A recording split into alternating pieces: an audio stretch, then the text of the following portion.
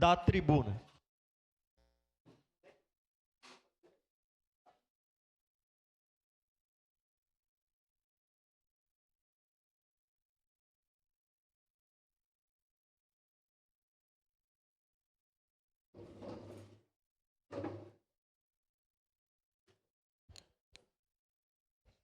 Senhor presidente, nobres colegas aqui presentes, primeiramente eu gostaria de agradecer a presença da Marcela Modena, professora da rede municipal, representante do Clube de Goldens da Serra Gaúcha.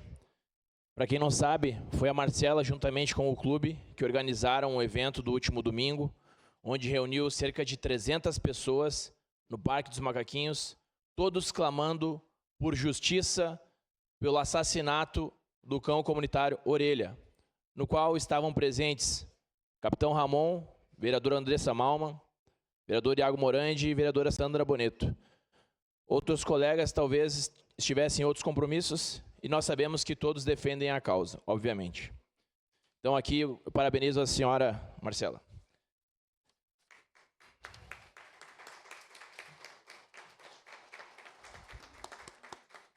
Esse crime, ele chocou o Brasil e o mundo, onde 4 indivíduos menores de idade, é bom ressaltar, são suspeitos de terem assassinado um cão comunitário que nada incomodava aquela região de Florianópolis, a Praia Brava, durante 10 longos anos.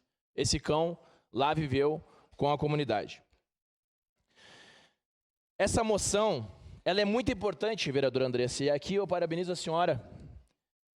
É um passo importante do posicionamento do Parlamento caxiense. É uma resposta que a gente dá para a nossa comunidade.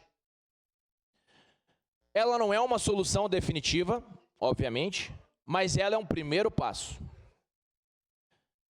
O projeto de lei citado na moção do deputado federal Ronaldo Nogueira, do Rio Grande do Sul, Partido Republicanos, no qual ele estabelece que, quando houver requintes de crueldade, a pena será dobrada e inicialmente em regime fechado.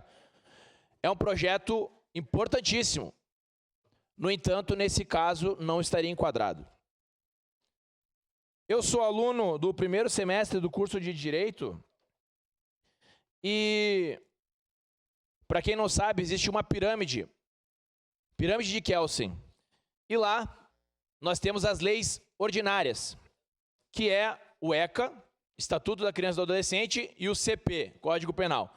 Nesse caso, esses indivíduos, como são menores de idade, seriam enquadrados pelo ECA, e são enquadrados pelo ECA, no qual esse projeto de lei não enquadraria estes indivíduos neste momento.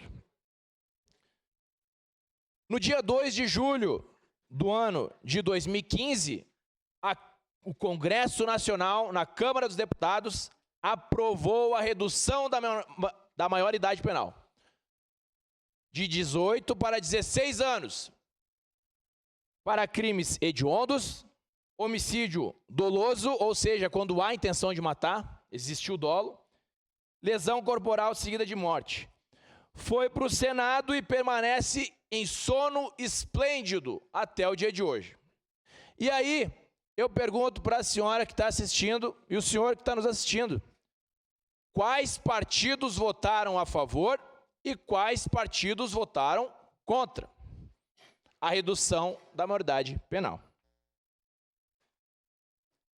No entanto, foi em 2015, nós estamos em 2026, já passaram 11 anos e certa feita eu li um pequeno poema que dizia o seguinte: a política é como uma nuvem. Uma hora você olha, está de um jeito, outrora você olha, está de outro. Então, eu aqui clamo aos partidos que votaram contra em 2015, que agora sejam sensibilizados pela opinião pública do Brasil e do mundo, e agora estes partidos votem favoráveis à redução da maioridade penal, para que casos como esse não se repitam no nosso país. Esse é o mínimo que a gente tem que fazer. Outro apelo, para concluir, senhor presidente, que eu faço aqui, é aos pais. Pais, observem os seus filhos, cuidem dos seus filhos. Esse crime, eu garanto que ele não aconteceu de forma repentina. Eles vinham fazendo algumas situações que eram diferentes da normalidade, não foram corrigidos e orientados na hora que deveria ser, e agora nós temos essa situação que chocou o Brasil e o mundo. Então, nós devemos agir e cuidar dos nossos filhos. Não é a escola que vai educar o nosso filho. Os valores são incutidos em casa. A escola vai dar o letramento do filho. Então, pais, não passem a responsabilidade de educação dos seus filhos para os professores. Ou, para concluir, senhor presidente, já aconteceu comigo. Eu estava no exército, chegou um pai com um filho de 18 anos e falou o seguinte: eu não consegui educar meu filho, agora vocês vão dar jeito nele. O que eu respondi? Pai, quem dá a educação é em casa. Aqui nós vamos cobrar a educação. Muito obrigado. Próximo inscrito, vereador Andressa Marques.